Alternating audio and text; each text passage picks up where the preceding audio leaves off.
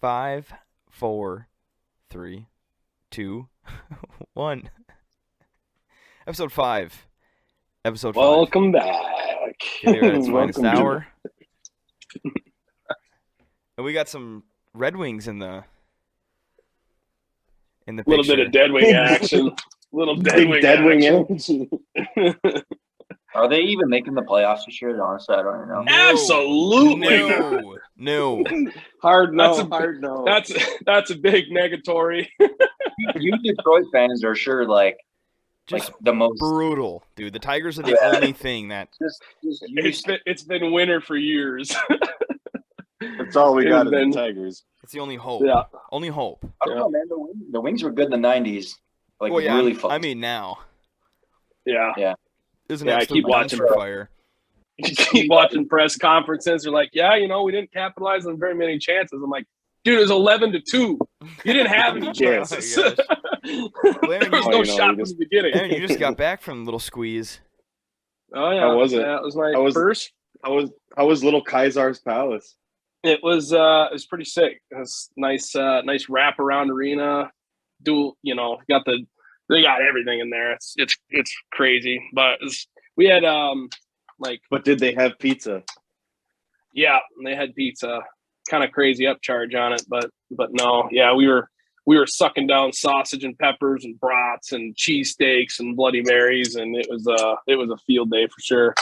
And the Wings put up a good fight, I guess, against Tampa. They held them to one goal through the. They only scored one in the third period. So and then. Yep, I remember I was watching. Awesome. They scored. Overtime lost. The Wings scored, and I was like, all right. I was like, let's go. I was like, Aaron's there.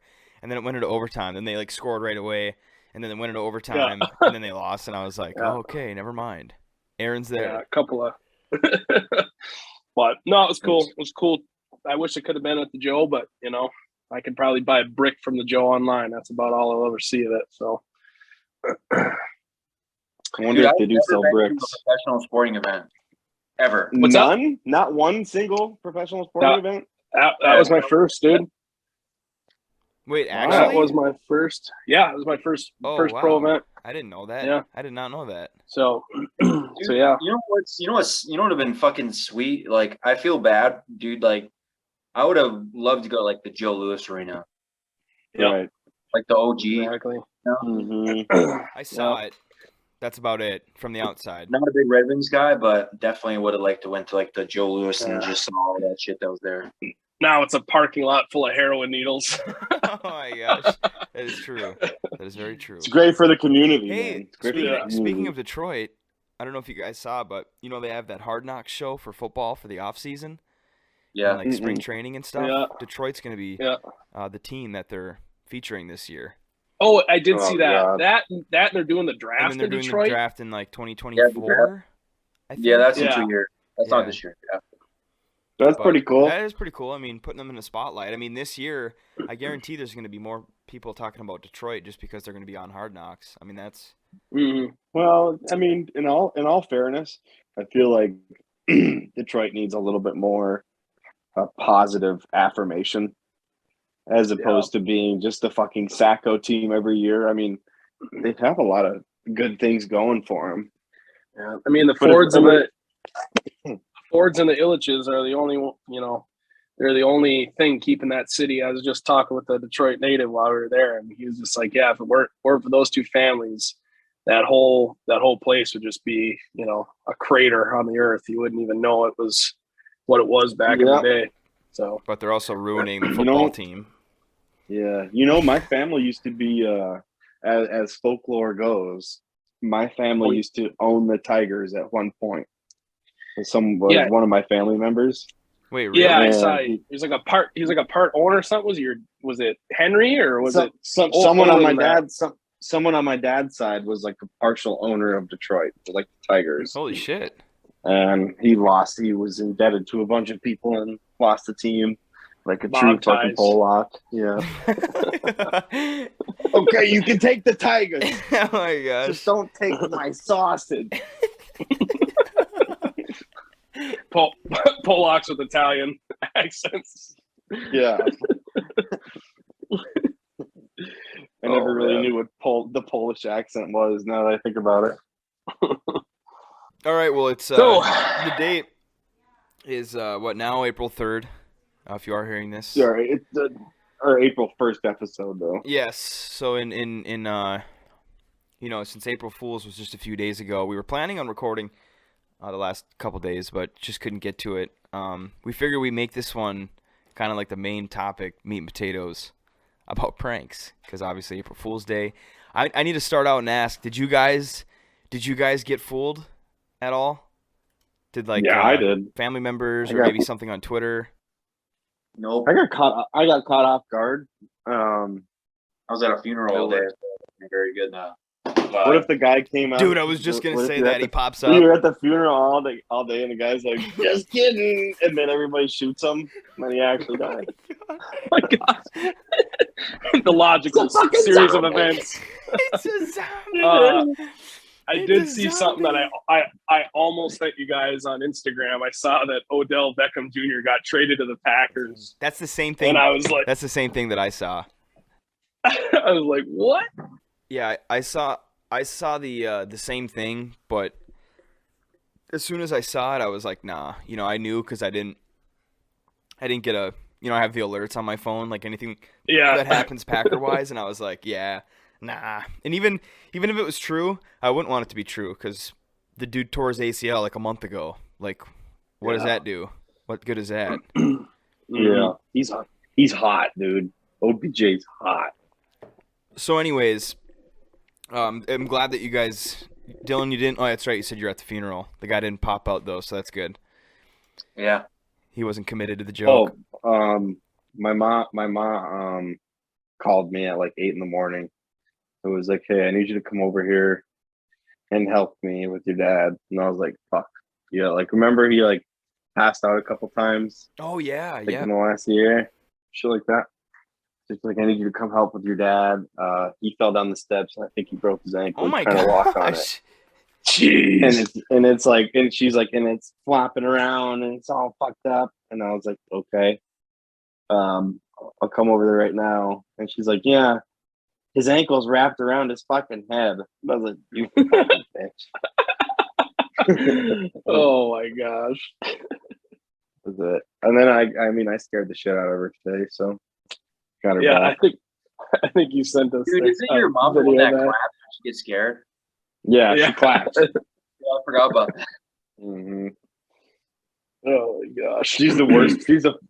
Her and my grandma Pauline are the two funnest people to scare. Grandma Pauline, dude, your cousin Jake always fucking scares the shit out of your grandma Pauline. Yeah, well, she's such a soft target these days, man. I mean, she's like almost 80 years old, and like it's to the point where I can sneeze loud in a quiet room and she'd scream. Well, Jake will scream while he's sitting right next to her, and she'll jump. So let's get this going. So Tone, you got this going. Yeah, you got our first prank lined up here, right? We're starting off easy here. We're gonna ease into this one. Yeah, we are.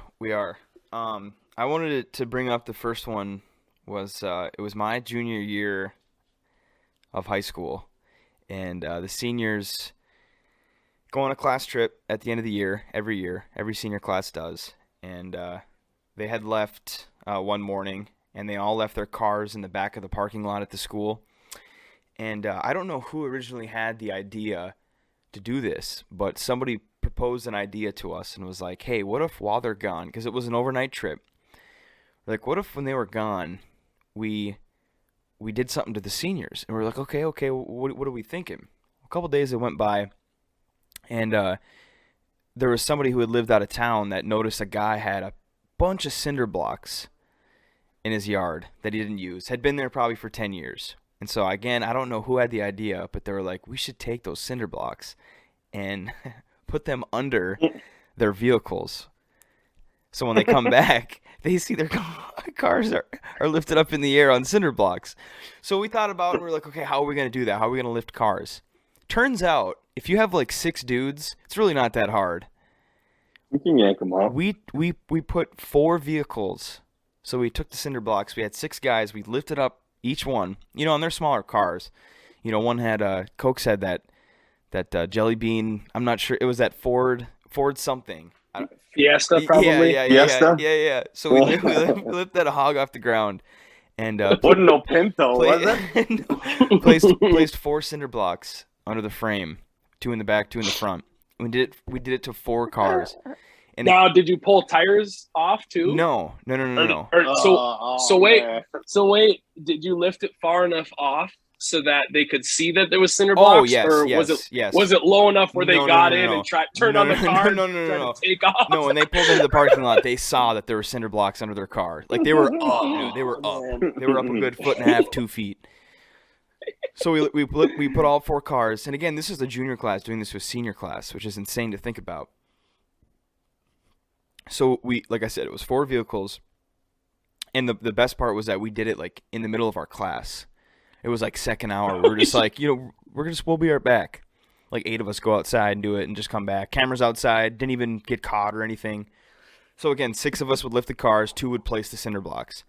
So they came back. I'd kill to see that footage. I know, and I think we have a picture somewhere. But when they came back, they had gotten into town at like 2 in the morning.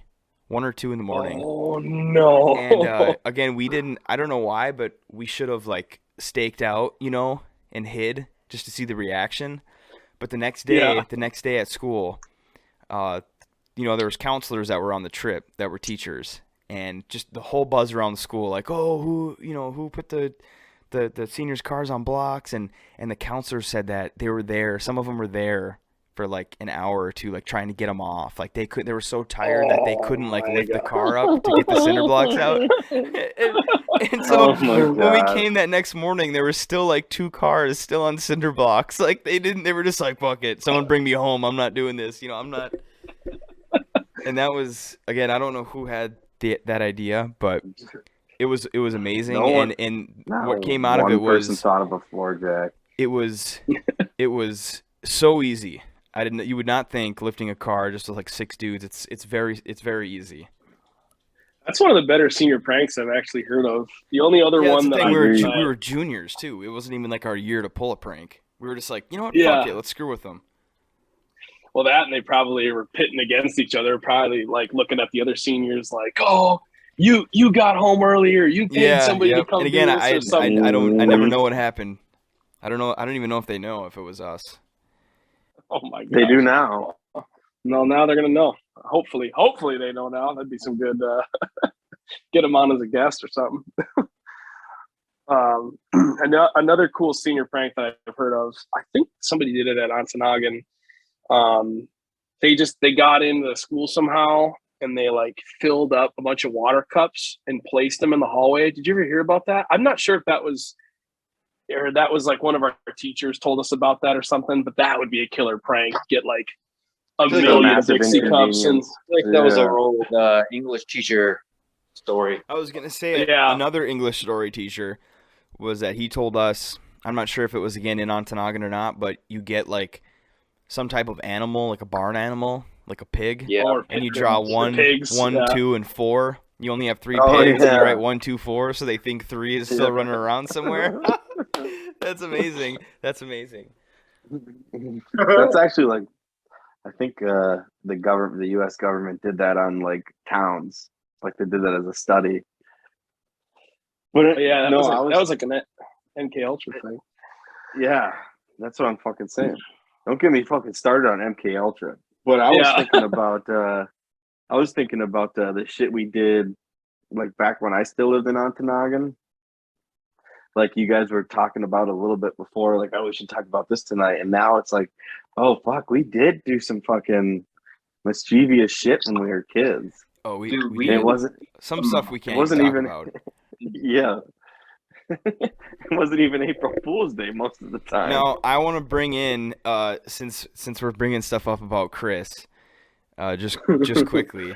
I'm not sure if Dylan was there, fuck. But Aaron, do you remember when Chris and I were like 15 or 16? Liv we were talking about this yesterday or this morning. I can't remember.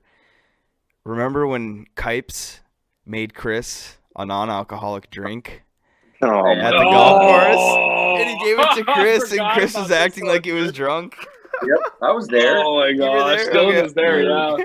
So that was when That was then. Oh, excuse me. That was when our good buddy Ryan, who I'm sure we'll probably have on at some point, worked as a Or bartender. maybe not. Or maybe not. Maybe not. Yeah. He's like pissed. He's like, oh, maybe not. Fuck you. Worked as a bartender at the golf course, and Chris is trying to score some free drink, and Some I don't remember. man. We're just like walking around. So, anyways, long story short, Ryan made this drink, and it was like He just fucking tonic put water. lime.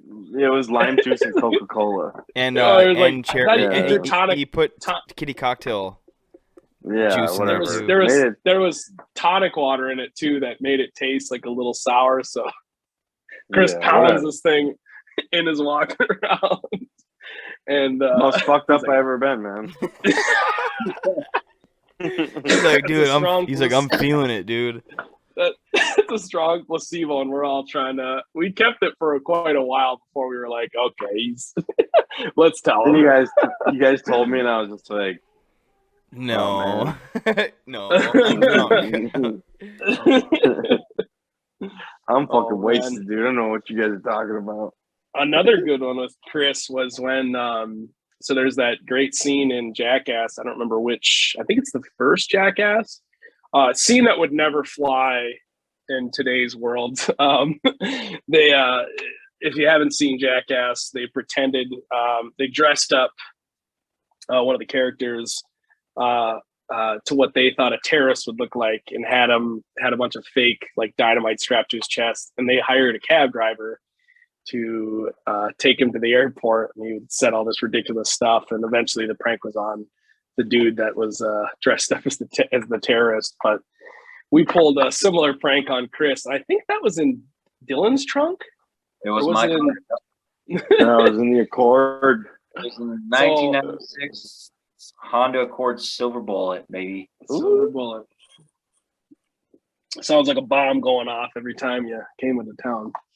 But I didn't remember. Does anybody I think it was a remember? good car. I remember. Oh, We I remember that story verbatim. What happened? Yeah, go ahead, Dylan. Well, I don't really remember what. Tony, were you with us? we were going to Victoria. Yeah. So you don't remember it? Towards Rockland. Was there a reason why we got? Yeah, we had too many people. Yeah, so I remember. So someone gave me a call for some fucking random reason. Someone called me, told me that the cops were down the road. So we had like 4 people in our back seat. So I was like, all right, Chris has to get in my fucking trunk so we don't get pulled over. Isn't that what happened? I think that Or my- that sounds right. Okay. I don't know. He gets out of the back seat. I just remember being in the trunk, dude. Honestly. For some reason, we thought it was going to be able to put him in the trunk so we wouldn't get pulled over. So we drive past this cop. He doesn't pull us over because whatever the fuck. Like, I was driving speed limit. And then, like, we pulled over down the road, I remember. And, like, we were acting like. Didn't somebody play like cop? Yeah, like someone sirens? Someone pretended. Like Oh no! I don't it's like know on about that. like you had like the little cassette deck that like could plug into your phone. We played like sirens, and then you pulled over. all I remember is pulling over. Somebody Yeah, sneaking out. I don't know if it was. I think it was Cody Farley. That's what I thought too. He quietly got out of the car and then approached the vehicle and started acting and pretending and sounding like he was a cop. And I remember Yeah. this whole time Chris is in the trunk. And he walked up to my window. Yep. I was in the trunk in my fucking underwear, Yeah. dude, with my shirt in my mouth. Because you were gonna. I was gonna fucking get out and run. Yeah. Well, you stripped down. I remember you saying you stripped down because when we were gonna arrive to our destination, you were gonna be like. Wanted to fucking prank you guys. Yeah, like, do exactly. something Like stupid, because there's yeah. always tourists at the place we were going, so you were gonna So get out like in your underwear with a shirt tied. Yeah, you were gonna do that to us. So then Cody, our buddy again, had approached Dylan's window and he did a fantastic job. I mean, like, you guys know how fast you were going, and I remember he said, "You guys are a little what's going on here? You guys are looking a little suspicious." And then, like, he was like, "Why do you guys keep looking at the trunk?" So our friend and all of us, actually, I remember we all had gotten out of the car, like, quietly, and went into the back of where the trunk is, and we slowly opened it, and I'll never forget Chris's fucking face. He's like in his underwear, and he's just like the trunk's opening in his face. Obviously, it's terrible podcasting, but he was just so like he had the look of holy shit, this is horrible. Absolute fear, dude. Yes, and that was so good. That was so funny. And the best part was, That was your the idea most of puckered I've ever been. your idea of now thinking about it, that would have been a fantastic idea for you to pull a prank on us, getting to Victoria, all those tourists, and then you opening the trunk and you just booking it with your underwear on, with the shirt in your mouth. Dude, that's the funniest thing I think about the whole. Well, granted, the prank, like doing that shit to me is funny, but the fact that I was like, yeah, I'll ride the trunk, and while I'm in the trunk, I just decide to fucking take all my clothes off and tie my shirt around my fucking head. Like, I wish I was that funny today. Oh, you are. You got that comedy in in spades, man. So another dude, that shit was fucking so terrifying, though. Yeah. That and you didn't know. I mean, there's plenty of big Well, the thing is- potholes and Well, the thing that surprised me the most is how good Cody played as I was a cop. just gonna say that. Like, he did such a Like, good I didn't job. I was like, what the fuck, dude? That sounded so good. Yeah, he's a witty dude. Another prank that comes to my mind, and this one's a little bit longer of a story, but was the Michael Myers prank. Yes. That me and I don't remember. I know it was me, Ryan. I don't remember who else was with us. Tony, were you there? Were any of you guys I was there? too young, I think, to be out. Too I young. think I was too young. I wasn't allowed to be out. And Dylan, I don't remember if you were there either. It was like me, Ryan, and Dallas, I think. Hey man, if there was bad news, I was there, bro. Dylan was at a fight that weekend. He was on a card. He was main card at the D Stadium in Houghton. Yeah. You remember that when they had that fight up there? They'd have crackheads fight each other up in the QAnon. We should host that again, dude. Tweaker fight. We should get a bar stool to do rough and rowdy in Houghton. Yeah, Oh or even a bare knuckle boxing. You could pull That's viewers brutal. on that. Have them shoot up That's before the just fight. brutal as fuck. Anyways, The best. So, anyways, it was like it was probably the last couple weeks of summer. Me and the guys that I was with we graduated high school, and we were like all a couple weeks off from leaving to college for the first time, except for me because I stayed and did community college in my hometown. Go Gibbick, good old Go Gibbick Community College, where you can smoke in class. where you can smoke in class. And we said all the girls are hanging out at this at their friend's house at this, like, they called it the Pimp Shack. It was just like this place that they would watch like Packer games and stuff. So anyways, girls are having like a girls' night over there and just hanging out. And we knew they were there. Eating And twat, dude. I don't know about any of that. But Cut that shit. so we thought, well, hey, let's prank the girls here. It's our last hurrah in town. And so Ryan remembered that his stepdad had a Michael Myers mask, one of like the full head masks, not just, it's like a silicone and it's got the hair and everything. And he said, let's see if I can find that. So we go rummage around this garage. We're like hanging out in their camper that's parked in their yard. We ended up finding this Michael Myers mask. And we find this suit. And they said, okay, Aaron, you're going to be the one. So I put this mask on, and we found his stepdad's like coveralls, Carhartt coveralls. So I'm in this getup. We drive out to like a couple blocks away, and I like walk through the woods and like army crawl up to sorry if that's an insult to you guys, army crawl up to I army waddle my way through the dirt and leaves. My brothers died to crawl like that. and there's a big there's a big bay window that is that kind of looks out towards the road. So I get up there and I'm like kind of like, this is kind of freaking me out because I'm like, okay, I'm in the UP. Everyone's got guns. I know, their folks got guns.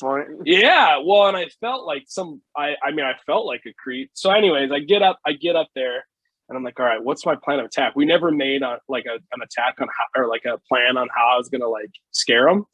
They were just like, go scare them. Go scare them. So I crawl past this wood pile, and sure enough, there's an old rusty wood splitting axe there. So I pick up the axe, and I'm like, when an opportunity presents itself, you take it. Yeah, at this point, my adrenaline is racing because I'm like, I was like anticipation that I was gonna scare him, but it was also like, I don't know. I just I'm gonna felt kill like these some sort of weird. Oh my god! He turns in. He like just goes to scare him, and he actually like gets in the mode. His adrenaline starts running. He busts the door down and just starts killing all of them. Just slash or flick. So at first I hold the axe. I'm in front of this bay window, and there's no like motion lights, thank God. So I'm just standing there waiting for them to like notice me, like when they look outside. And they're just like hooting and hollering, having a good time, whatever. And I'm like, okay, I got to do something more drastic. So I take a couple steps in, still don't see me. Eventually, I make my way all the way up to the window, and I clink on the glass with the axe blade. And the sheer terror, they all scream and run to the back room. And I'm like, this is perfect. Like, so now they're like hiding in the back room. I back out of the light of the window. Which, and yeah, then for the listener, if you're not like right up against the glass, you can't see. So you just stepping back like a few feet, they probably didn't see you or couldn't see you anymore, which is terrifying. Totally obscured by the cover, and there's no moon, like no stars, overcast night, perfect. So for the next probably half an hour, I would say, I run over to the door. And I bang on the door real hard, get the screams again. And at this point, I'm loving it. I may just break down the door and just start laying into everybody. Right, that's what I'm saying. So an opportunity. I circle. I keep circling. There's a couple of like windows that they have like screens in them, like tiny little, like almost like drive-up windows. And so they're like running around, like closing and locking the windows. And I forget who it was, but they ran up to this window that was close to it, and I saw they're getting close to it, so I ran up to it and put my face next to the screen as the girl's hand was like closing it. So they're just like hysterical. And then I like, at this point you're just vibrating. I'm into it. Yeah. But so I back off in the woods. I pull up my phone, and the guys are like, they're like, keep going. They're texting us. They're asking us where you're at, like, or they're asking us where we're at, like quit messing with us. And we're like, dude, we're in the camper right now. And so they start sending pictures of like us in the camper, like hanging out, like playing Xbox and stuff. So they're about to call the police.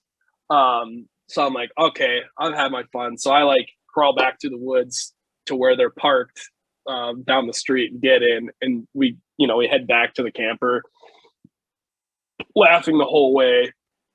And eventually one of the girls who was dating one of the guys had dated one of the guys that was with us was like, oh no, so-and-so's stepdad he wore that costume for Halloween. It's for sure them. Just let the air out of the whole thing. Totally let the cat out of the bag. And we're like, well, at least we didn't get the cops called on us. But that would have been a cool headline to have. Of course, they would have seen my Vans shoe prints and been like, "This, we know who this is. We know exactly who this is." Yeah, local skater murders 7 women. Yeah, dude, it was. Oh man, that was one of the best. I think one of the worst parts about it was that, and this is really messed up, but I'll let her fly for the podcast. But I literally felt like I was deer hunting. Like I had that same, dude. I had that same like feeling, and this is like, that's the worst part. It's messed up. Maybe I'm a sociopath and I don't know it, but I was sitting there like watching them, and they had no idea I was there. Like you're watching a big buck just like standing right there, like your heart's beating, like, and it was all for prank, obviously. And you're like, I could be But I all haven't- over CNN, But I haven't killed Toronto. anyone. I haven't killed anyone since. I mean, yet. So, I So, haven't killed anyone You watch that language with all the people disappearing in this county. in the Yeah, UP, that's- especially. yeah. Jeez. Grand Rapids man guilty of 10 disappearances. Staying on the sort of the Halloween topic with Michael Myers, I know that other people call it different things, but the night before Halloween, call it as you will. Do you guys know that? That like it's like Yeah. Devil's Night, Yeah. Fox Night, and there's something else. I think there's another one, but we call it Fox Night, and I don't know if that's like a Midwest thing, but Devil's Night, Fox Night, whatever. Night before Halloween, you do all the pranks. Well, we have a few stories on that, but I'm gonna get into my personal one, because it's an easier story to tell because there's no names involved, and it's one story. Why was passing the torch? You guys had gone off to college, and obviously we had done the things that we did in the past, and we'll talk about it. But as the younger person in the group, when you guys went off to college, I figured I would pass the torch and continue the tradition. So one year I picked up a couple of my younger friends that were probably freshmen or sophomores in high school, and we went out and did the classic Fox Night, Devil's Night, egging, TPing people's houses, all that good stuff. The end of the night, we're walking to my car to call it a night, and one of my buddies that was with me had an empty toilet paper roll in his hand. And we had just got done getting our final house, and we're like 100 yards from my vehicle, and there's a house by my car. And we're walking down the road. It's middle of the night, small town, didn't think anyone would be up or seeing us. My buddy throws the toilet paper roll into the yard, and I see him throw the roll, and as I look at the roll in the yard, I look up, and probably like 20 feet, or 10 yards from the toilet paper roll, I see a cigarette cherry being hit, pitch dark. Didn't even see the guy, I just saw the cherry end of the cigarette. And I obviously didn't say anything, because I was like, oh my god, maybe he's just going to let us walk. So he yells something, again, I don't know what he yells, and we all just like, oh shit! We start running, just booking it to my car. We're young, right? All of a sudden, as we're running, it's quiet out, like I said, pitch dark.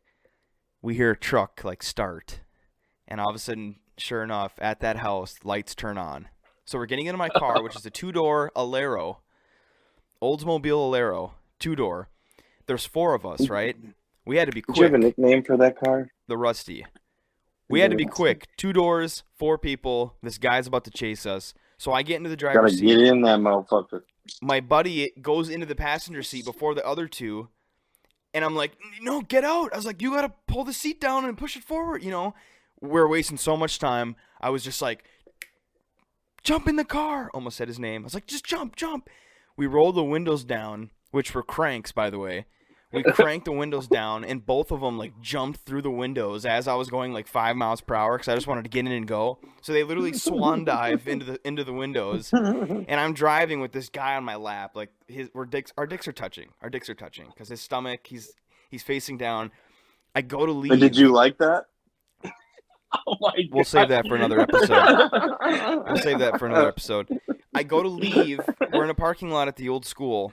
He pulls his car right up so we can't leave. So I put it in reverse, try the other side. He books it to the other exit and blocks it. So I was like, all right, boys, buckle up. I ramp like the median. There's like grass, like a big, I like bottomed out. It was like, Yeah. grass kicking up. We hit the highway, and we're in town where the speed limit's 25. I turn down where the hospital is, and I'm going 100 miles per hour, trying to just, because again, small town, no cops, Really? just trying to lose this guy, because he was following us. And so finally, we hit that hospital road. I'm going 100. He's obviously not going 100. We lose him. So we go out into this back area and hide where the old water, or where the water tower is. And we're sitting out there. We're camped out for like 30 minutes. We're like, holy shit, what do we do now? So we walked back to the highway, We walked back with my car hiding still in that place, and we kind of were in the ditches, like looking to see if he was trying to find us, and he wasn't. So we're like, okay, let's just wait it out a little bit longer. 30 minutes goes by. We're like, okay, I think we're good. I drop everybody off, go to sleep. Thought it was over. So the next day comes by. We go to school. And again, I'm telling everyone, don't say a word. Don't say a word. Small town, it's going to get around. The next day, that guy, because I know this guy, right? I knew who it was who was chasing us. He didn't know it was me. So the next day at school, I see him in the school. And again, this is like a 30 or 40-year-old guy. Didn't have kids. He did have a kid, but he was never at the school. And sure enough, the same guy's at the school. So I was like, oh my God. Play it off. It's cool. He's just here to pick his kid up. All of a sudden, an individual that wasn't in our group gets called into the office, right? This guy went into the parking lot of the school and tried to pick out the car. He tried to pick out my car in the parking lot. And somebody else had a similar vehicle. It was a different vehicle, but it was very similar. Same color. Same color, right? This kid was getting interrogated in the office. Getting grilled. The guy thinking that it was him. Yes. Yeah. And so we somehow, I don't know if he like didn't see my car in the parking lot, but it was totally there. It was definitely there. After you didn't see the false, fucking dirt in your wheels. The falsely accused individual was telling him like it was not me, and he didn't like go back out into the parking lot to pick another maroon vehicle. Meanwhile, he had a bunch of empty toilet paper tubes in your back seat. Yeah, egg residue. He looked at your car. He's like, ain't no way it could have been that one. It's like egg carton hanging out of the side.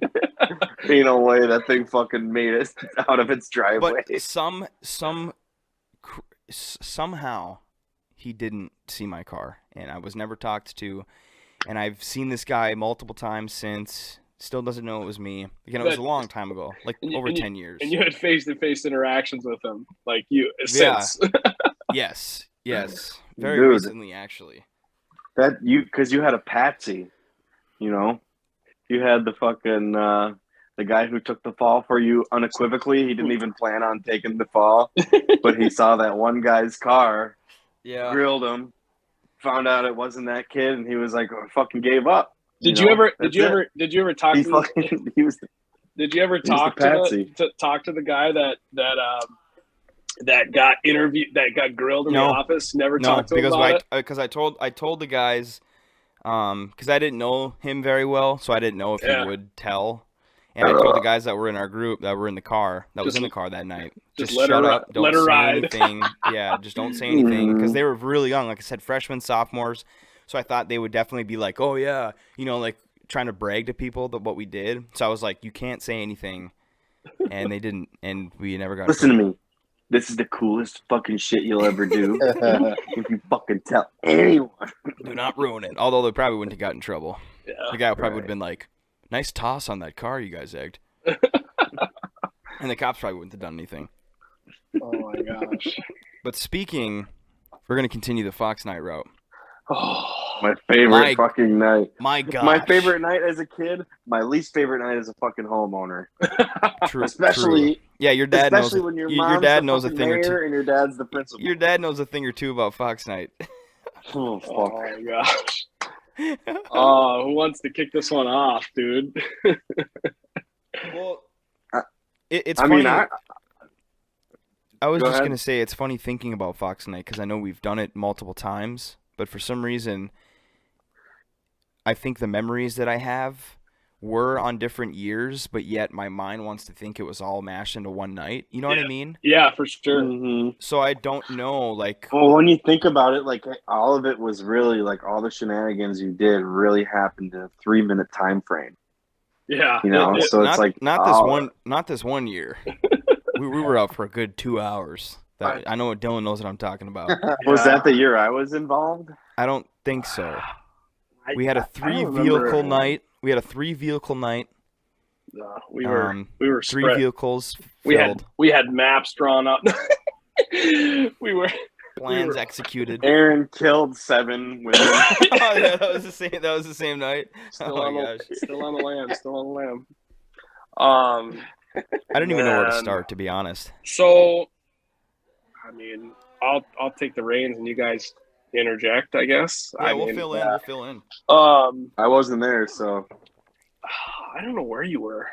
That's So it the was, thing. Like, that's what I mean about things being mashed into one night. well, dude, yeah, like, I forgot. Chris could have been with us in these certain scenarios, but I don't remember. so yeah, Fox Night. I don't remember what year it was. It was 2010 probably would have been. Probably. My, like soft. So it was I think it was my senior year. I know that. Okay.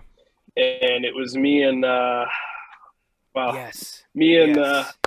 a buddy, a good buddy of mine, and ironically enough, we had both foreign exchange students in the Yep. vehicle with us, Oh, and shit, and dude. we're like, all right, Oh here's a tried and true American tradition, just as American as Yeah, apple pie yeah, and yeah. baseball. And they're like, yeah, let's do it. They didn't even think anything of it. Like, so we had to. So wait, I did live there then. I did live there. Then. You were I just wasn't you were with there.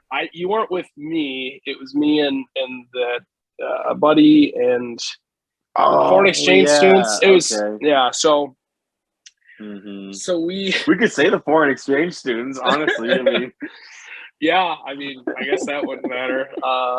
Lenny and Sarah. Tony can always dude. Tony can always edit this if he chooses. But anyway, so we go out and we had eggs, we had toilet paper. The big thing was pumpkins, to my knowledge. So we're smashing pumpkins is the main. Yeah, that's the bread. That's the mission. Yeah, that is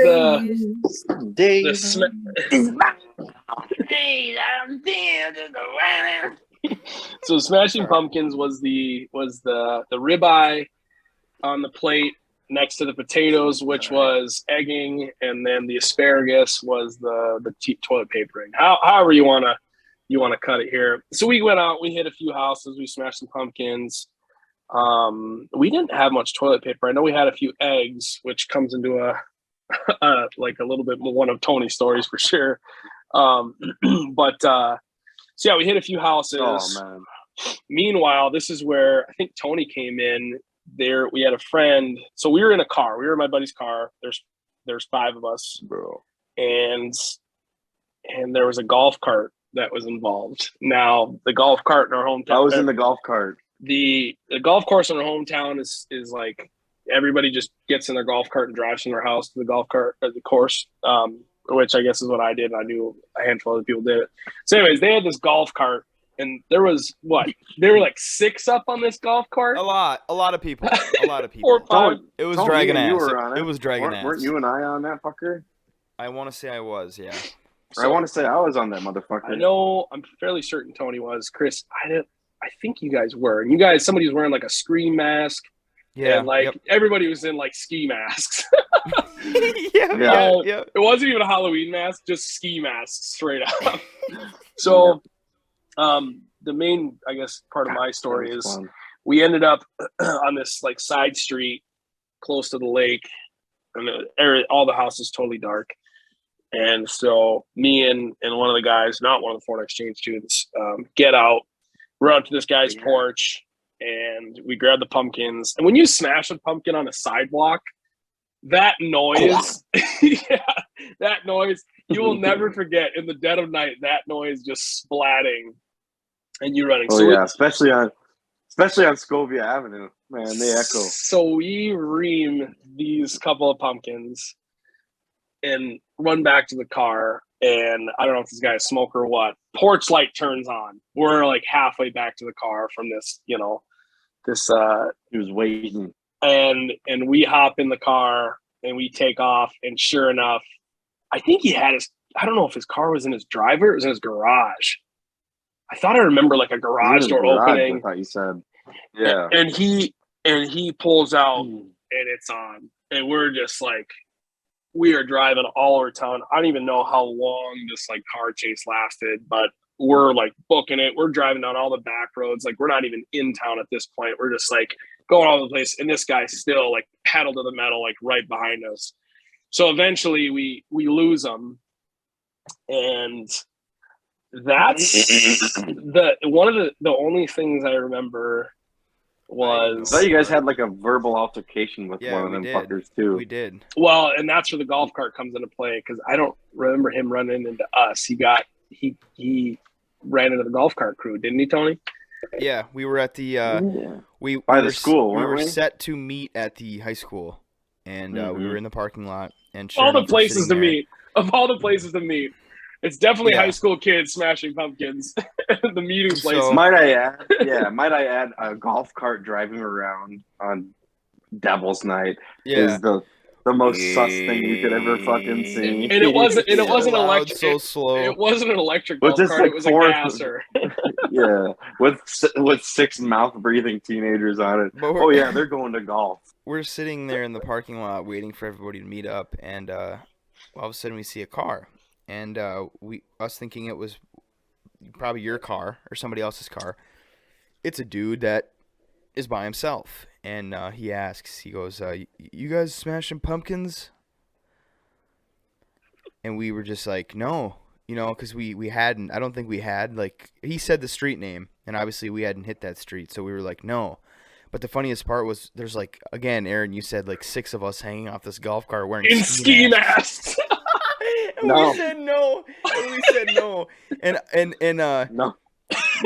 and we That couldn't be me. and I don't know if like, and I think that might have been it. Like, I don't remember him like cussing us out or saying he was gonna call the cops. Like, he just asked us, and I remember, again, the funniest part, we're wearing ski masks, and we're just like, no, not us. And he just takes off, and we're just like, okay. And then I think you guys had pulled up, or we had met up later, and you told us that somebody was chasing you. And sure enough, it was the same guy. Oh my No one gosh. ever thought about like you guys smashing pumpkins? No. Well, What if he would have said, so then what are you doing? Like in ski masks would on a you- golf cart. Teenagers. We would have been. We would have pulled something out of our ass then. Yeah. I guarantee we would have. Geocaching. Yeah, exactly. We're just like, we're Car hide gazing and at go the seek. stars. Dude, we And played then- car hide and go In a seek a golf lot. cart? Oh yeah. We did. One of the last things from that story was our friend, must have been I think his dad was on the volunteer fire department or somehow had a police scanner. He gets home and his dad is sitting at the kitchen table and he says to him, "You guys out smashing pumpkins?" And he just says to him nonchalant, "No, that wasn't us." And he's like, "All right." He goes upstairs and goes to bed. And Nothing came of it. nothing. Which I remember going which to is bed crazy that to night. think that that nothing of all those years, like, we never got in trouble. I mean, and they We should have. caused so much. I think the havoc. one should have year. done a lot Not better. even not even to mention the shit that like we can't get into that Right. like We can't even talk you about some of this know, stuff.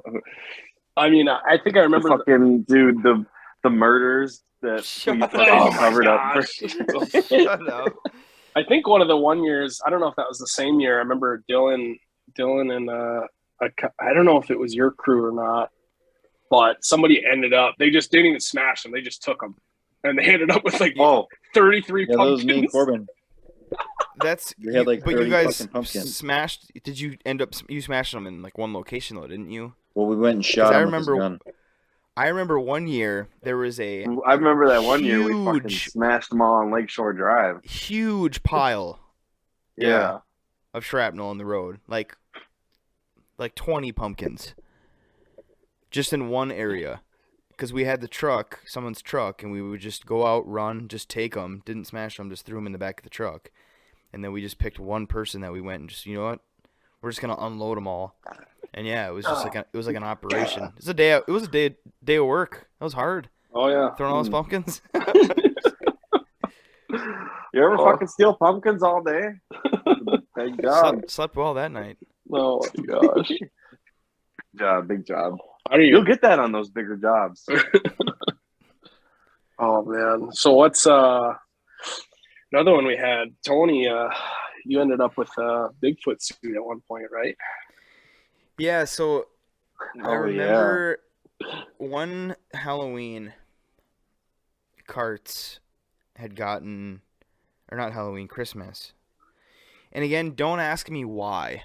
It was a great present, fantastic present, but I don't know why he wanted one. But he ended up getting a gorilla suit. And I'm talking a gorilla suit, like a couple $100 probably. You know, the head, the body, the gloves, the feet. Oh yeah.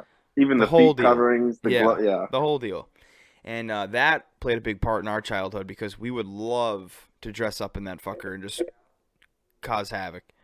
I mean, fuck, dude. Me and you were dressing up in potato sacks even before we had a fucking gorilla suit. Yeah, because we were, again, from previous episodes, just obsessed Who has with that Bigfoot. suit now?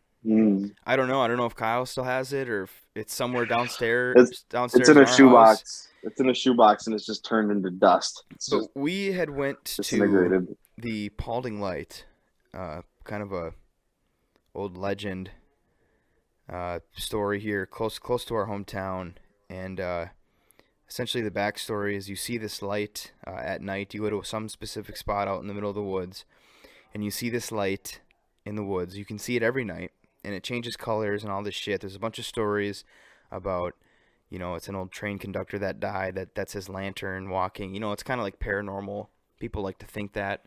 And so every night you would get, you know, and it was kind of close to the Wisconsin border. So you'd have people from all over the region coming to see this paranormal light. And we used to go there all the time because it was just a lot of fun. You know, just doing random shit there. So Bit of a drive. one night we had the idea to bring the gorilla suit with us to the Paulding Light.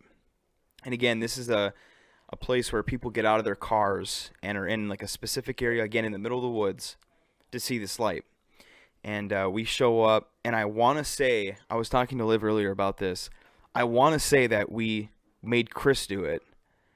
I Because did. He was, I did do it. He was the because again, bringing back Aaron, you were saying earlier where we live, there's lots of guns, and so we were just like, you know what, Chris, take one for the team, put the suit on. Yeah. Everybody hates So we Chris. had Chris put the suit on and go in the woods, and again, there's people, group of people sitting at this guardrail looking over into the woods at this light. And we had Chris walk in front of everybody down in like this kind of like this ditch. The bush. And, There was like a bushy knoll. There was yeah, like a small yeah. knoll breaking the hill. And I remember just I was actually kind of scared too, like thinking like this could be really bad. Like what if somebody like charges him or something? And because dude, I never obviously- thought about if someone was packing. I Yeah, could have got honestly. fucking clapped. And to Now think you like mention it. Thanks, fellas. Bigfoot legends, or the Bigfoot story is that, you know, he's 7 feet tall or 8 feet tall. Chris, you're like what, Mhm. 5'10"? Like obviously, Yeah. if And there at was that somebody time, there who knows? who had Yeah. who had On a any good day, I'm 5'10". any sense of knowledge on Bigfoot, like seeing a figure but in that small, like walking, you'd probably be like, you know, someone's fucking with us. So Yeah. Chris walks across like the viewing area, and I remember we all, of course, like staged like, oh my god, like started like freaking out. And I remember people were just like looking around and then like seeing it, and like people were like running into their cars and shit. Getting them, like people just drove. Like people just left. We're just like, what the fuck was that? And then we just had, like, you just kept like running across, and of course like doing like the classic like Bigfoot walk in front of everybody. And then It all of a was- sudden people it was were like, so- oh, it's just It a was fucking idiot. so funny. It was so funny. And Oh, dude, I remember Dylan was in fucking crutches. Weren't you, Oh, dude? was Dylan Yeah, it Crutches was. him? You had that fucking blue 3-door Saturn. Yeah, I had that for like And we all piled, maybe. yeah, we piled up in that Saturn, and your crutches took up the whole car. Speaking of crutches, we also at Paulding Light, I did this because I have had a lot of sprains and broken bones and stuff. I have old like slings, like wrist slings, and I Yeah, remember you got your weak ass bones. boy. going to the Paulding Light wearing it on purpose. You know, my wrist was fine. And I'd wear shit like that, and we would, you know, again, a lot of people every Oh, night. yeah, Didn't matter what dude. night it Oh, was. yeah. It was Tuesday night, there would be people. Shit kicked out of me watching. here like 2 years ago. I would wear the cast, and we'd go up to the guardrail and just start talking to random people, and it got brought up that I was wearing a cast, and the guy was just like, "Oh, what happened?" We told him that we fucking tried to go look for this light. We tried walking towards the Fell light. down there in the ditch, like in the bottom. And as we were like in the ditch in the dark, we said, and something came out and just started beating the shit out of us, and we like just trying to make them scared. I want to know how many people we talked to, Like, or it like never came back. Like, and Right. and I remember the guy was just like, "No shit, eh?" He's like, "Where was it?" And I was just like, right down in that ditch. And then we told him like we come back every night just to see if we can find wherever. Every night. And we're doing fucking fake fucking casts and shit. It's so funny. me and my friends have been coming back here for years trying to figure out what the fuck it Seriously. was. And the guy's And just they're like, what? "Oh my gosh, that's unbelievable." Just reeled Jeez. right in. Reach out to the authorities. We're like, no, they don't know what's going on either out here. They don't care. You better watch your back. Better watch your back, Steve. Oh, That place if brought it's so many memories of just fucking with people. Because again, they're from all over. I mean, there's people that like a couple states away. Like, oh, we heard about the Paulding Light. We had to come see it. I'm like, for one, you're an idiot. I'm not even gonna dive into the Paulding Light and what it actually is. Yeah. If you don't know what we're talking about, go on YouTube. That's what we should. Yeah, that's what we Go should on do. YouTube is, like, and type in Michigan Tech. Yeah. We should never Paulding Light. let anyone know what the Paulding Light is really. Let them figure it out. But if you really don't think anything, like, look at the videos, go see it for yourself. And if you think it's a guy dangling a lantern from 1,000 meters away, You need to fucking be. get your eyes checked. You need to be pranked by some 16-year-olds. Yeah. Get duped. But speaking of Bigfoot, now I'm very excited for this because I know Aaron, you're probably just fuming at the mouth, just trying to get this out. But we need to hear about you. Just it's all yours. All right. So this is probably, this is one of the best pranks that I've ever heard. And for our listeners, I mean, some of these are kind of weak. Some of these are just like tales of adolescence. But this prank spans years over time. And when I heard it, when I was told the story, I was in disbelief. But then I did some research, and this is like absolutely true. So one of my girlfriend's coworkers, let's just call him Jim. He is married. Jimothy. Yeah, Jimothy. So Jim's wife has a brother that is super into Bigfoot. Guy's like really, really like reeled in, really. He's an outdoorsman, so he's out in the woods enough where he's kind of got that mystique thing going. He's like, they're out there somewhere. So Jim's wife's brother, and that guy's wife, super into Bigfoot, and so is that guy's parents. They own this big swath of property that's like 40 acres down here in the Lower Peninsula. Big deer hunting property, good deer area. So he's got trail cams all over the place. So Jim, and I don't know Jim's history with pranks. I need to meet this guy and ask him more about this. But so anyways, this prank, he knew that his wife's brother had 40 acres of property they hunted on, full of trail cams. So this guy's out for like a couple months, like no exaggeration. This guy goes out, he knows where the property is, and he's hiking around there in like non-hunting season times, trying to find these trail cams because he's gonna pull this prank on this guy. So over a couple months, he's hiking this 40 acres. But then eventually finds trail cams. So he's like, all right, we're gonna start light. So he finds a dead possum on the road, and he's like, oh, this is perfect. So he like puts a pin in his phone where the trail cam is, hikes back out there, and just throws a dead possum in front of the trail cam. So his wife's brother contacts him. He's like, dude, I was out checking my deer stand, checking my trail cams, and there's a possum that just flies in out of nowhere. And I went out there, and the thing is just a dead possum, like got mangled by something. he's like, and that's weird. I've never seen a possum out here ever on a trail cam. So he's like, okay, now I can start my prank. So Jim goes out, and it's funny that we mentioned the Bigfoot or the gorilla suit.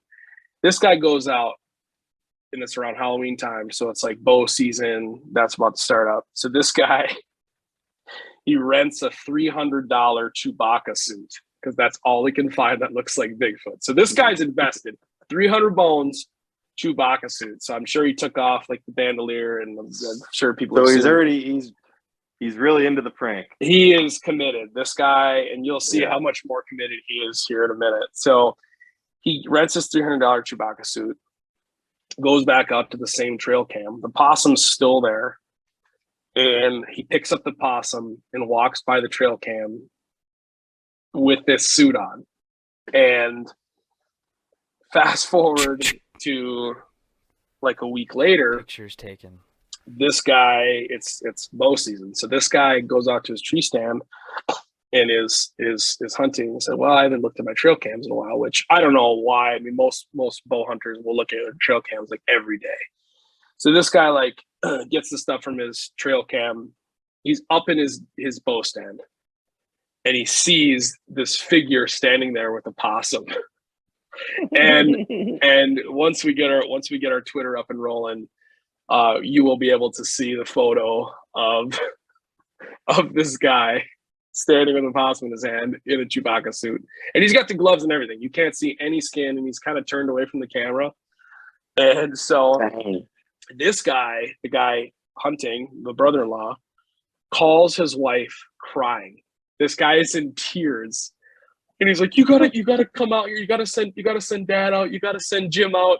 I'm out here, and I just looked in the trail cam, and there's something walking around. My God, It's Bigfoot, dude. It's Bigfoot, and he's carrying around a dead possum." So this guy's crying. They have to. it's fucking real. They have to come out and get this guy out of this tree stand, right? So it gets even better from there. So the guy's parents, his brother-in-law's parents, like I said, are super into Bigfoot. So they're like, no, this is it. This is the cash cow. They call out somewhere. This is it. Online, they find Bigfoot investigators.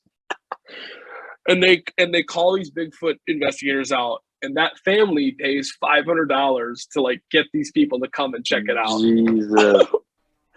And Unbelievable. so they're doing all these investigations. They get the trail cam footage. They go out there. They start measuring trees, and they're like, "Oh yeah, this thing's definitely 8-9 feet tall, close to 400 pounds. This thing's built." Meanwhile, Jim is 5'10", and he's like 150 pounds. Like he's like a tiny guy. You're like, holy God. That's just in every description of a Bigfoot hunter. Yeah, that This guy's guy's for sure 8 feet They tall. were dead nuts about it. So the big. He's a unit. Yep, this is a unit. Holy fuck, until, boys, we're dealing with a brick shit house.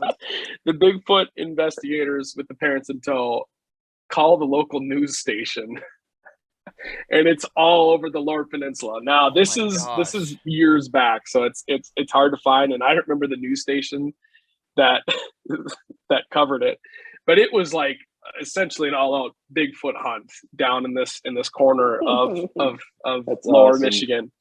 So after all that, they never find the Bigfoot because it's Jim. And Jim's like just meanwhile going about his daily life. Still hasn't let the cat out of the bag, right? So the family gets like kind of freaked out. Jim's brother-in-law gets freaked out. And the biggest thing, they haven't hunted that property in 13 years. Like to this day, it has been 13 years since he has gone out there because he was so freaked out. And the best part is Jim still hasn't told him because Jesus Christ. So my girlfriend was talking to this guy at work, and he's like an avid outdoorsman and stuff, and whatever. Somehow they got on the topic of Bigfoot, and she's like, "Oh, my boyfriend and his friends really get a kick out of the Bigfoot stuff." And he's like, "Let me tell you a story." And at the end of it, still they stop hunting the property, and they're like freaked out to go out there. 13 years ago. That this has to happened. be like Oh my god. the best and the worst because and yeah, Chris and Dylan, I just sent you the picture. No, I don't know I if didn't. Aaron ever That's sent a you the really trail good cam picture, dude. It is a very good picture, and again, we'll post it once because this story is terrible and amazing at the same time because one, the prank was Oh yeah. beautifully executed. I mean, beautifully executed. But the worst part is that it kind of ruined this fucking guy's life. I mean, he hasn't stepped foot in his property since, dude. He's Thir- from Yeah. 2013. not 2013, but That's incredible. 13 years ago. That's what it was. Yeah. Oh, 13 Dude, that's years a ago. long Okay. bit.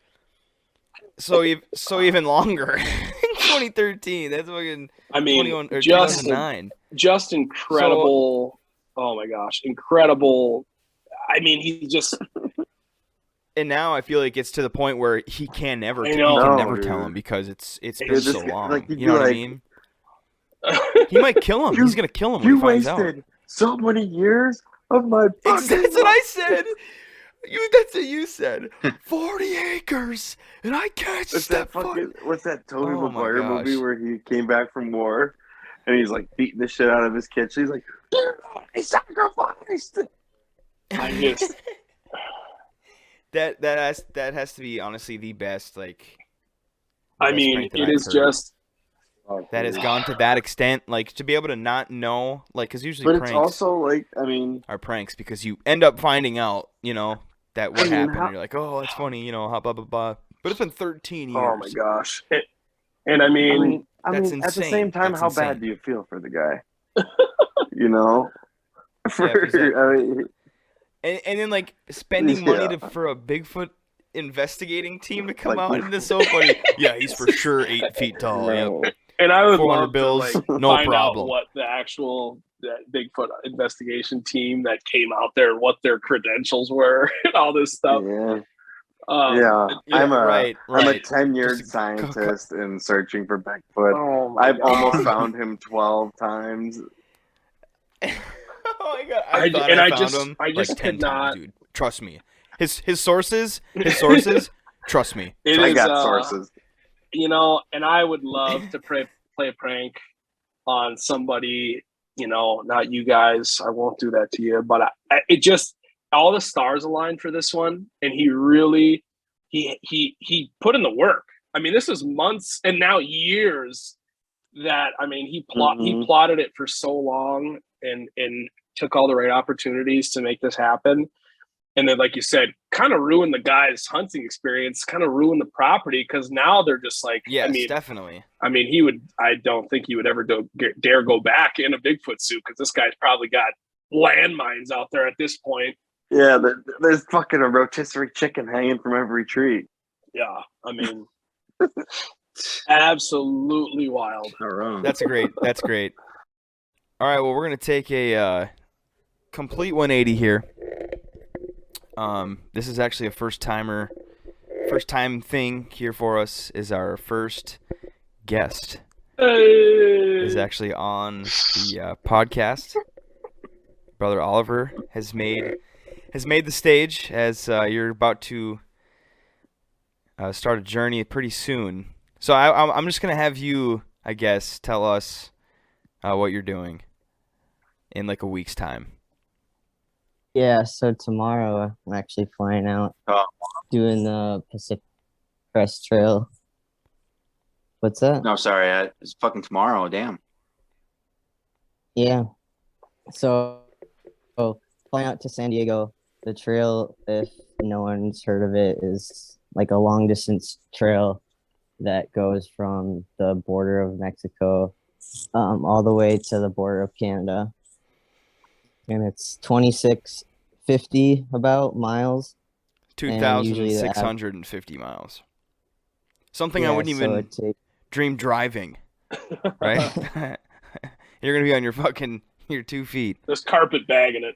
Yeah, so it usually takes about like 5 months on average to complete, and it's just hiking all day, backpacking for that long. Mm-hmm. And you're obviously, you're experienced. This is not. You're not just like an accountant and you're like, you know what, I'm gonna go hike 2,700 miles, Right. right? So you can tell everyone kind of what you do and what your day to day is on a normal basis. Obviously, you're not doing what you usually do right now, but you could kind of say the last couple years has Yeah. trained you almost to what you're about to do. Hey, Mark.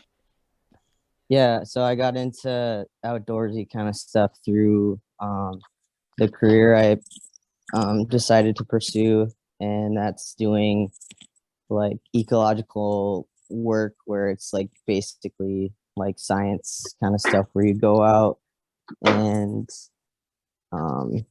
collect a bunch of data on plants and soil and stuff like that. So there are seasonal positions, and basically you're just in the field all day and camping in the field 8 days on at a time, and then having 6 days off. So I really got into outdoor stuff through that. And then because of that schedule, those days off, you can go travel wherever you want. And so that's when I started backpacking and doing stuff like that. Oh, that's pretty damn cool. Are you going with anyone or are you going by yourself? Yeah, I'm going with a friend I actually met through work. And it's funny because how that started was we were on a road trip and we were talking about the PCT and doing it, but it wasn't like anything serious. And she says to me, she's like, so I feel like the only thing though is that you're like pausing like your life because you know you won't have a job, and you know that will affect like your future. And I was like, no, a job is Affecting stopping your future. stopping you from living. And then she just immediately just jaw dropped and she's like, let's fucking do it. And I was Oh like, my gosh, fuck that's a good yeah. story. That's a good story. That's awesome. Now, are you aware that only 50% of the people make it out alive on the PCT? Do you know that? Yeah. I'm just kidding. So we were thinking, you know, the reason why we have you on, obviously this is going to be a huge thing, but we were thinking an idea for the podcast is to Updates. have you on kind of before, telling us what you're doing, you know, what you expect, and then maybe have you on during, you know, you have a good couple days of service, you know, let us know like during, you know, how much miles you've done, how much you have left, and then of course the after, because I assume that doing something like that, I mean, 2,700 fucking miles on your feet, that's gonna change a motherfucker, you know what I mean? So I mean, it'd be cool to kind of see the process and talk to you before, Dude, during, and after. Get some footage and attach it to the fucking pod. Yeah, for sure. Where's he at? Where's he at now? You know. Well, my mom is just finding out that you can kind of get like a GPS tracker thing that she'll be probably for the next 5 months just on her computer refreshing her browser like it's a kid waiting for a snow day.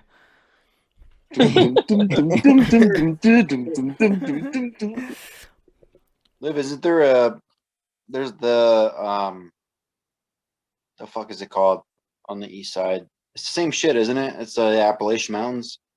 Yeah, there's the big three like through hikes, and they call it the Triple Crown. If you do all of them, is the Appalachian Trail, the Pacific Crest Trail, what I'm doing, and then the Continental Divide Trail. So those are the big. Wow. What's the Continental Divide? That one goes. It goes New Mexico, and then Colorado, Idaho, Montana. Oh, and Wyoming too. That'd probably be a rough one. All the those fucking face eaters, dude, out Yeah. there. Yeah. What about the North Country Trail, dude? Oh yeah. That one sounds pretty sweet. Yeah, I think I googled like that one, and it said only like a few people actually like finished it. It's just Really? like brutal, like in the winter. Holy shit. Like actually did. Northwoods. I believe it, honestly. I see signs for it like all over the place in the East End, and like you'll just be driving down a road and there'll be a trail marker on the side of a highway that says North Country Trail, and I'm like, what the? You're Yeah, it's I down saw by me this. too. In I Grand saw Rapids. this in fucking Munising, and now I'm somewhere else, and I see the same sign. Okay, so what do you do for like food and resupplies? Like, do you pack enough for like a certain amount of time, and then set your spots on where you stop into towns and get food, or is it like how does that work? So what's really helpful is there's this app that tells you all that information, like how far a town is and like water sources and things like that. Mm. So There's a what Burger you King do 87 is miles to the west. No, I'm just kidding. I'm just kidding. Just in the middle of the woods. KFC 76 miles. But yeah, like the average resupply is like no more than a week. So it's like 5, 6, 7 days that like you'll hit a town in between. Now, are you packing like freeze dried food that you just add hot water to, or like what are you doing for that? Well, other people like do different things, but what I want to do is for the desert portion, which is 700 miles. There's not as much water. Whew. There's Not not, nonchalantly. Yeah, it's like 700 miles. That's crazy. That's crazy. Yeah.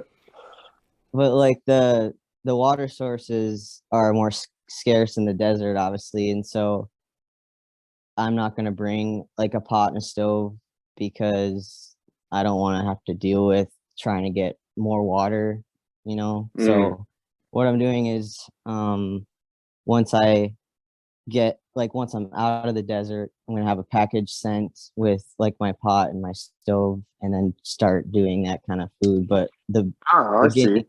yeah, for the desert though, it's not gonna be any like cooking, just like blocks of cheese and shit like that.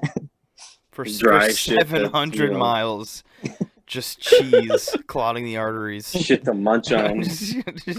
Just shit food. Do you know? Do you base your diet like on like stuff that like prevents you from slowing down? Are you packing like tons of protein and like just keeping yourself from taking a dump for 3 days? Like, No, like so I have a friend who's done it. He's done the Triple Crown and then also the PCT twice. And jeez. so he was telling me Whew. he just eats like junk food, and I was like, really? Like, isn't that Hmm. bad for you? And he's like, no, man, just eating donuts on the trail, like Snicker bar. It better not be fucking powder donuts. No, better you better hold the phone. Oh, God. Preach. Better have a brother, couple preach Star it. Crunches in there, too. Just kidding. Hey man, Oh, hell yeah, dude. The best But- ones. That's hilarious. So I hear him say that, and so I'm like thinking it's kind of weird. And then I started getting into backpacking more, and I was like, oh my god, that's all you crave is shitty food. So yeah, I'm gonna bring shitty food because it's like just like calories. Like you just need any like high calorie food, and you're golden. Calories, Chewies, sugar, man. baby, and carbs. Dipping hot Takis and peanut butter, just trying to Sour scratch an itch out Patches. there. Sour patches in Arizona teas. So what's That's pretty so cool. I think maybe we should have like a weekly update when we record a podcast. We'll do like a Bigfoot count, like a UFO sighting count, I like that. stuff like that, like predator count. See what you saw through there. We'll shoot you a text, say, hey, what's the maybe we'll do it live. Maybe we'll do it live on the air. Who knows? But I think we need to get like a full UFO count by the end of it, as well as a Bigfoot count. I think those are the two most important. Now, I know that it is like a pretty famous hike, and I know it's obviously 2,700 miles long. It's very long. Mm-hmm. Do you know if like you will be running into other people on the trail? Is that I guess I should ask is that common to like maybe group up with another group, or is it sort of like a how you doing and you just go your own way? It's definitely common. Like that's a huge thing I always hear about is like they call them trail families, and it's a thing. It's weird how it feels like you're just like in a whole new world, like where everyone you see is doing the same thing, and it's actually a very like social thing on trail to meet people and hike with people and become like friends. My next question is, do they have like like PCT orgies. Maybe every Yeah, I was thinking the same thing. every 20 miles. It could be a thing. Yeah, I could see it. And then that's what I was thinking too. Like, What's the trim looking like? like I'm excited to see if there's things that are supposed to be low key on this hike. That Oh yeah. maybe there's a code to not like, you know, maybe it is an orgy. You know, maybe it's I don't know. Like maybe there's something that whatever you do on this trail, it's some sort of ritual. Yes, right. And you're not allowed to really tell anybody about it. And you only experience it and know about it once you actually get on the trail and start hiking. And then it happens. And then someone says, you don't say a word about what you said. You know what I mean? Oh my God. There's something like that. There's a ring of people dancing around a fire in the middle of the night. And you're like, are we still hiking? What are we doing here? One of my big questions is, I guess what's your expectations going into it? Like, what are you anticipating? Is there anything you're freaked out about, or you're just balls to the wall, gung ho, ready to go? I think I'm just ready to go. I've been kind of obsessing about it for the past year, and I mean, I've lived in my truck for 2 years now, and I know leaving like that lifestyle won't be much different from going on trail. Like, yeah, I'm gonna be losing some comforts like in my truck, but essentially it's like similar to what I do now. But instead of having to have my truck and drive around, I'm just hiking around and staying in a tent rather than the back of my truck. So I think in that way, I'm just ready to enjoy the parts of it of just feeling even more free and like a new adventure kind of thing, just being like in the elements. So that's what I'm expecting, but I also am not trying to be naive about it and think, oh, it's gonna be, you know, rainbows and butterflies the whole way. Like, I know it's gonna, like, a lot of parts are gonna suck, but I don't know. I like the deprivation of things, so I'm excited for the suck too. Yeah, I have a question. Well, sorry, Aaron. No, I was just gonna say that's what changes people when they come out of that. I bet it's not like the good parts. It's probably the parts where, you know, you got to push to get to a certain location, and you know you're gonna have like that grit and that fight now after this. Now every time you feel like you're in a shitty spot, you'll just be like, well, I was able to, you know, I was tired, but I still got in that orgy and had fun. And you know, no, you could, it costed me 3 STDs, but it was worth it. Dylan? What was the question, Dylan? Oh, I appreciate it. So kind of like not really just talking about the trip. Was it called the PCT? Right? Mm-hmm. Yeah. So just talking about that, but like, what was your like reason why you just like lived out of your truck for 2 years? Like, what was like what made like it like seem like a good idea? Well, my first like job in this field, they just provided like a shitty trailer. Like, the Forest Service just gave this trailer that 14 people had to like live in, and so there's people living in their cars. Some like there was only like 7 beds, right? You say it was like no, there was people, 2 beds. What? So people were like living in their vehicles, and like you could leave like so during work you're camping for work, but once you're off for those 6 days, you can go wherever you want. And some people would just leave in their cars and they'd live in them and just like go travel, or they'd go like at their apartment with their girlfriend, that, you know, but some people would stay around. But the day before work, everyone was there the night before. So everyone had to either cram into the trailer or be outside and sleep in a tent or their cars. So I just saw the lifestyle through that, and that made me realize, like, holy shit, like I actually enjoyed it. It was fun, like the adventure of it. And then I just decided to try it out myself and live in my car. And in the first year that I permanently started doing that, it was just like made sense. Like this is how I work, this is how I'm happy. And like saving money, that's just like the bonus of it, but I actually like enjoy the lifestyle too. That and you showed me last week or a couple weeks ago like your setup, Mhm. and it's not what Pretty people legit. probably think. It looks like a dorm room. Yeah, like it's legit. Like a mattress, like the whole setup. You got the lights like in the truck.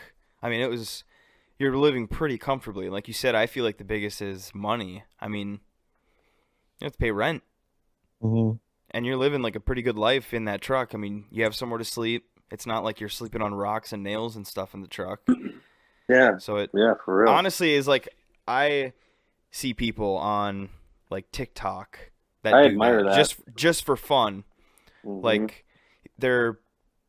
they don't even have jobs. Like they just do that, and like some of their setups is just like that's better than my fucking bedroom. Like what the fuck? You know what I mean? You know, It's pretty cool.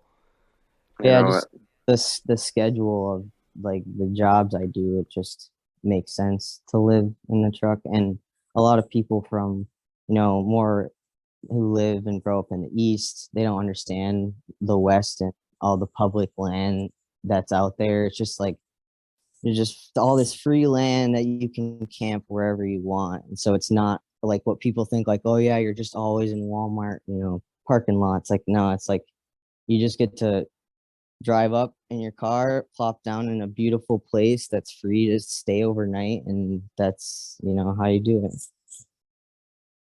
So after this, the big trip, I know you're probably. I can imagine that you're probably gonna like probably want to do more, but like, are you gonna keep living in your truck, or like what do you think you're gonna do? Yeah, I'm gonna get another seasonal job in my field and take my truck wherever that is at and live out of it still. I don't think I'm gonna stop doing that anytime soon, to be What do you honest. think is like the most enjoyable thing about that? Like just doing that. Um, I don't know. I think once you get past like the comforts of not being in a house and you find the comforts in new things like a truck and make it like your home, then you get to appreciate everything outside of those comforts even more. So the biggest thing is just the ability to travel and not stay in one spot and yeah, yeah, got nothing you holding you down. yeah. What's that last meal you're gonna have? What's the last meal you're gonna have? What's the last meal you want to have before A beef you base In-N-Out burrito burger. you and finally before you finally take off? Like the moment you take your first step on the trail, you gonna like shotgun a beer? Like what are you gonna do? Have you Uh, thought about that? throw a gummy in and just start walking. I was gonna say, are you bringing a little bit of some Marcus Smarky with you?